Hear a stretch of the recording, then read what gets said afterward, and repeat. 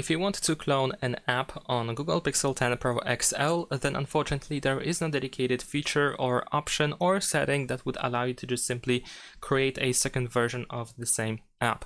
However, we have a Private Space, which is a pretty good alternative, and we can use that in order to clone an app.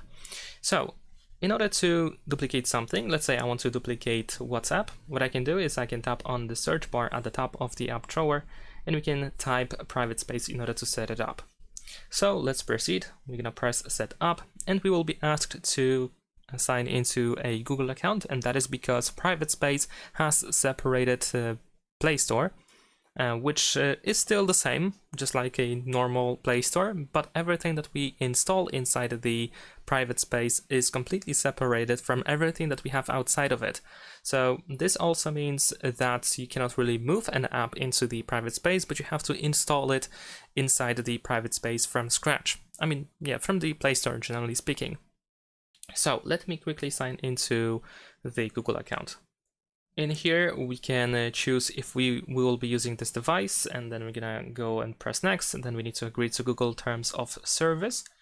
And after that, we should be able to choose a password that we want to use for the Private Space. Now, of course, we can create a new password just for the Private Space, and if you want to, you can do that. However, in my case, I don't really care about creating a new password just for the Private Space. In this case, when I'm talking about cloning apps, so I can just choose the same password that I use for the lock screen for my convenience, essentially. And then we are all set, and we can press Done. Now in here we can scroll down into the app drawer in order to find our Private Space. We're gonna tap on this lock in order to unlock the access. And we can use the same stuff that we use for our phone if we choose to use the same password as used for the lock screen.